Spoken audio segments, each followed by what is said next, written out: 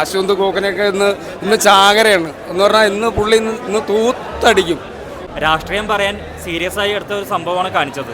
പക്ഷെ അത് നമുക്ക് ഭയങ്കര ക്രിഞ്ചായിട്ട് തോന്നും. ഭയങ്കര പണത്തിന് വേണ്ടിയാണോ തമിഴ് ഇൻഡസ്ട്രി പോലും ഇങ്ങനെ കോമാളി വേഷം കിട്ടുന്നത്? മലയാള ഇൻഡസ്ട്രിയിൽ മലയാളികളുടെ സ്വന്തം കുടുംബതാരമായിട്ടുള്ള ജയറാമേട്ടനാണ്.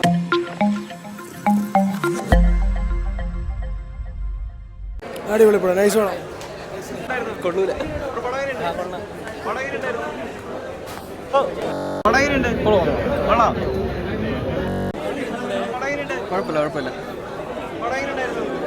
കുഴപ്പമില്ല, കൊള്ളാം.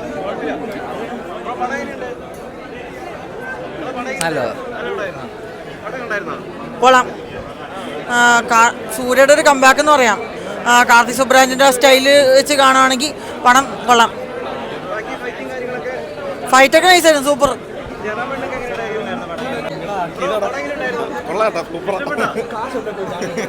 ഒരു പഴയ പടം വെച്ച് നോക്കുമ്പോൾ സൂര്യയുടെ പടം വെച്ച് നോക്കുമ്പോൾ ഇതൊരു കംബാക്ക് തന്നെയാണ്. പക്ഷെ ഒരു കാർത്തിക് സുബ്രാജ് പടം കണ്ടിറങ്ങിയ ആ ഒരു ഫീല് കിട്ടിയില്ല. എൻ്റെ പ്രശ്നമായിരിക്കും. എനിക്ക് ഇമോഷണലി അധികം കണക്ട് ആയില്ലായിരുന്നു. കൂടുതലും ഒരു ചിരിയുടെ ഇമ്പോർട്ടൻസ് പറയുന്നൊരു കഥയാണ്. സൂര്യ നന്നായിട്ടുണ്ട്, ജോജു അടിപൊളിയായിട്ടുണ്ട്, ജയറാമേട്ടൻ നല്ല രസമുണ്ടായിരുന്നു, കോമഡി ക്യാരക്ടറായിരുന്നു. പക്ഷെ നമ്മുടെ ജയറാമേട്ടൻ നമുക്ക് അവിടെ പോയി അങ്ങനെ ഒരു കോമഡി ക്യാരക്ടർ ചെയ്യുവാണെന്ന് ചെറിയ വിഷമമുണ്ട്. ജോജുവിൻ്റെ ക്യാരക്ടർ നൈസായിരുന്നു. And Surya also done good. One time വാച്ചും നൈസായിരുന്നു. Joju and Surya combination scenes നല്ല രസമുണ്ടായിരുന്നു. വീട്ടിലൊക്കെ അവരെ ഗിവ് ആൻഡ് ടേക്ക് നൈസായിരുന്നു. ജയറാമേട്ടൻ്റെ നൈസാണ്, കുറച്ചുകൂടി കോമഡി ആയിട്ടുള്ളതാണ്. ബട്ട് ഒരു പ്രോമിനൻറ്റ് റോൾ എന്ന് പറയുന്നത് ജോജുവിൻ്റെ ആണ്. സൂര്യ എന്ന ചെയ്തിട്ടുണ്ട്. ആക്ഷൻ സീക്വൻസ് ഒക്കെ കൊള്ളാം. എന്തായാലും സൂര്യ ഫാൻസിന് സെലിബ്രേറ്റ് ചെയ്യാനുള്ളതുണ്ട്. One time watchable. മോശം സിനിമയാണ്. അശ്വന്ത് കോക്കനൊക്കെ ഇന്ന് ചാകരയാണ് എന്ന് പറഞ്ഞാൽ ഇന്ന് പുള്ളി ഇന്ന് തൂത്തടിക്കും, ഉറപ്പാണ്. കോസ്റ്റ്യൂമിൽ വന്ന അശ്വന്ത് കോക്കൻ്റെ ഇന്ന് രാജകീയ ദിവസമായിരിക്കും.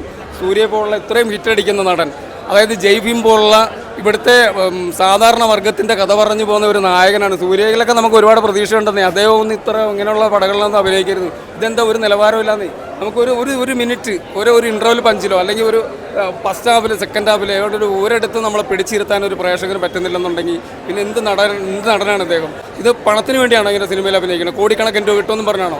ഇത് ഒരു നടൻ എന്താ ഈ കഴിഞ്ഞ ഒരു 47 വർഷം കൊണ്ട് മലയാളത്തിലെ മമ്മൂക്ക, ലാലേട്ടൻ എന്ന് പറയുന്ന ഇൻഡസ്ട്രി പിടിച്ചു കുലുക്കുന്നുണ്ട്. തുടരൂ എന്ന് പറയുന്ന സൂപ്പർ ഹിറ്റ് മൂവിയിൽ അഭിനയിച്ചുകൊണ്ടിരിക്കുന്നുണ്ട്. അവരൊക്കെ വീണ്ടും ചെയ്യുന്നത് എന്തുകൊണ്ടാണ്? അവരൊക്കെ നമ്മൾ മനസ്സിൽ ഇടം പിടിക്കുന്നത് എന്തുകൊണ്ടാണ്? ഒരു നടൻ അവർ നമുക്കൊന്നും തന്നിട്ടല്ല. നമ്മളൊരു ആരാധന എന്ന് പറയുന്ന സംഭവമുണ്ട്, പ്രേക്ഷകൻ എപ്പോഴും കൊടുക്കേണ്ടതുണ്ട്. അപ്പോൾ ആത്മാർത്ഥമായിട്ട് നമ്മൾ ആ സിനിമയെ സ്നേഹിച്ചുകൊണ്ട് സിനിമകൾ ചെയ്യണം. കഥകൾ തിരഞ്ഞെടുക്കുമ്പോൾ അതുപോലുള്ള കഥകൾ തിരഞ്ഞെടുക്കണം. ഈ കാർത്തിക് സുബ്രാജ് എന്ന് പറയുന്ന അദ്ദേഹത്തിനൊക്കെ എന്ത് സിനിമ ചെയ്തെടുത്ത് വെച്ചേക്കണേ?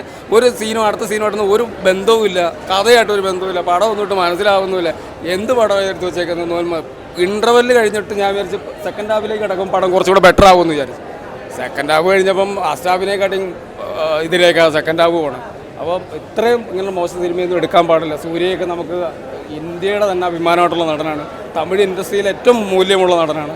അദ്ദേഹമൊന്നും ഇങ്ങനെ ചെയ്യാൻ പാടില്ല. മലയാളത്തിലും ജയറാമേട്ടൻ, അതിലെനിക്ക് ഏറ്റവും വിഷമമുള്ളത് മലയാളിയായിട്ടുള്ള ജയറാമേട്ടൻ ഇത്രയും ഇങ്ങനെ കോമാളി വേഷം കെട്ടാൻ വേണ്ടി പോയിട്ടുള്ള ഓസ്ലർ പോലുള്ള സിനിമ ചെയ്തിട്ട് അദ്ദേഹത്തിനൊരു കംബാക്കുള്ളൊരു അവസരമായിരുന്നു. എന്തിനാ ഇങ്ങനെ ഇദ്ദേഹം പണത്തിന് വേണ്ടിയാണോ തമിഴ് ഇൻഡസ്ട്രി പോലും ഇങ്ങനെ കോമാളി വേഷം കിട്ടുന്നത്? മലയാള ഇൻഡസ്ട്രിയിൽ മലയാളികളുടെ സ്വന്തം കുടുംബതാരമായിട്ടുള്ള ജയറാമേട്ടനാണ്. അദ്ദേഹം ഒന്നും ഇങ്ങനെയുള്ള മോശം സിനിമകളിൽ പോയി അഭിനയിക്കരുത്. ഇനിയെങ്കിലും അദ്ദേഹം പഠിക്കണം. അദ്ദേഹത്തിന് ഇനിയും അവസരമുണ്ട്, നല്ല സിനിമകൾ ചെയ്യുക. മമ്മൂക്ക, ലാലേട്ടൻ പോലെ ഒരു ഏറ്റവും നിലവാരമുള്ളൊരു നടനാണ് ജയറാമേട്ടനൊക്കെ ഇങ്ങനെയുള്ള സിനിമകളിൽ പോയി അഭിനയിക്കാതിരിക്കുന്ന ഏറ്റവും നല്ലത്. പണത്തിന് വേണ്ടിയാണ് അഭിനയിക്കുന്നത്. ഇവർ എത്രയോ പണം ഉണ്ടാക്കി, ഇനി എന്തിനാ ഇവർക്ക് പണം? ഇനിയും നമ്മളെ പ്രേക്ഷകനെ ഇഷ്ടപ്പെടുത്തി ഇവർക്ക് വീണ്ടും വീണ്ടും കോടിക്കണക്കിൻ്റെ ഉണ്ടാക്കി സിനിമയിൽ നിന്ന് തന്നെ നമ്മളെപ്പോലുള്ള സാധാരണ പണിക്കാരുടെ കാശുകൊണ്ട് നേടിയതല്ലേ പണങ്ങളെല്ലാം. അപ്പോൾ അവരോടൊരു തൃപ്തി, അവർക്കൊരു സംതൃപ്തി ഉണ്ടാക്കി കൊടുക്കേണ്ടവർ. അപ്പോൾ നമ്മൾ ഒരു ദിവസം ഒരു തിയേറ്ററിൽ ഒരു സിനിമ കാണാൻ പറഞ്ഞാൽ 2000 രൂപ ചിലവാണ്. കാരണം ഒരു ദിവസം പണിക്കാശ്, പെട്രോൾ കാശ്, വണ്ടിക്കാശ് ഇതെല്ലാം ചിലവായി, ഫുഡ് എല്ലാം കഴിയുമ്പോൾ 2000 രൂപ. ഈ 2000 രൂപയുടെ ഒരു പ്രതിബദ്ധത ഇവർ കാണിക്കേണ്ട ഉത്തരവാദിത്തമായിട്ട്. പ്രത്യേകിച്ച് സൂര്യ എന്ന് പറയുന്ന ഇന്ത്യയിൽ ഏറ്റവും നല്ല വിലപിടിപ്പുള്ള ഒരു നടനാണ്. അദ്ദേഹം ഒന്നും ഇങ്ങനെ അഭിനയിക്കാൻ പാടില്ല. വളരെ വിഷമമുണ്ട്. സിനിമ ഇത് ഹിറ്റടിക്കാൻ സാധ്യതയില്ല. ഞാൻ എൻ്റെ ഒപ്പീനിയൻ മാത്രമല്ല, ഇതിന്ന് അശ്വന്ത് കോക്കൻ്റെ ചാകര ദിവസം തന്നെയായിരിക്കുന്നു. ഏറ്റവും മേക്കിംഗ് ഒക്കെ വളരെ ബോറാണ്. കങ്കോ നമ്മൾ കണ്ടില്ലേ, കങ്കോ പോലെ തന്നെ മേക്കിംഗ് വളരെ ബോറാണ്. ഷോട്ടുകൾ വളരെ ബോറായിട്ടാണ് ചെയ്തേക്കുന്നത്. BGM വളരെ ബോറാണ്. ഇപ്പോൾ അത് മാത്രമല്ല, ടൂൾസുകൾ എടുത്തേക്കുന്നത്, ടൂൾസുകൾ നമുക്ക് കൃത്യമായിട്ട് ഡമ്മികളാണെന്ന് പറഞ്ഞാൽ മനസ്സിലാവുന്നു. നമുക്ക് അത്ര മോശം രീതിയിൽ ആ ആർട്ടിസ്റ്റുകളുടെ പെർഫോമൻസ് എന്ന് പറഞ്ഞാൽ എന്ത് പെർഫോമൻസാണ് കൂട്ടുകാരെ. കഥയായിട്ട് എന്തെങ്കിലും ബന്ധം വേണ്ടേ? നമുക്കൊന്ന് നോക്കിയിരിക്കാൻ തോന്നണ്ടേ?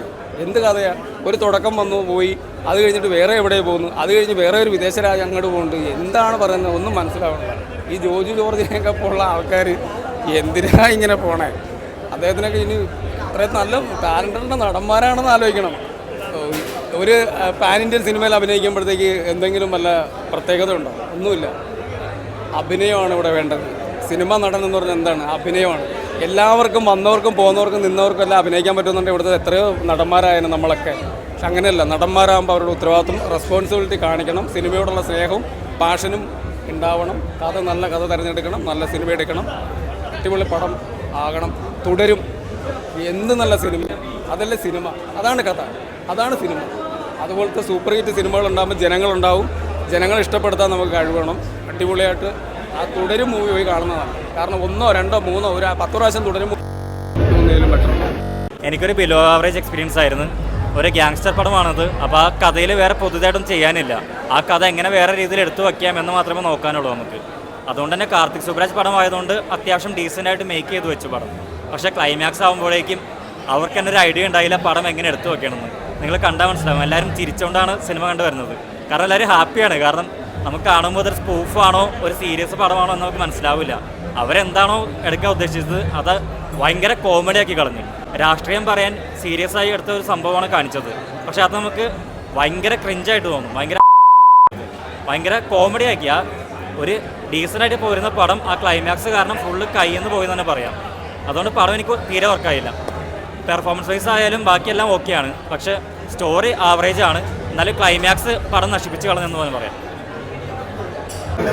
കാർത്തിക് സുബ്രാജിന്റെ ഒരു സൂര്യനെ കൊണ്ടുവന്ന സൂര്യയുടെ പ്രകടനമൊക്കെ ഫൈറ്റും ബാക്കി കാര്യങ്ങളൊക്കെ ആണെങ്കിലും ബാക്കി കാര്യങ്ങളൊക്കെ ആണെങ്കിൽ സൂപ്പറാർക്ക്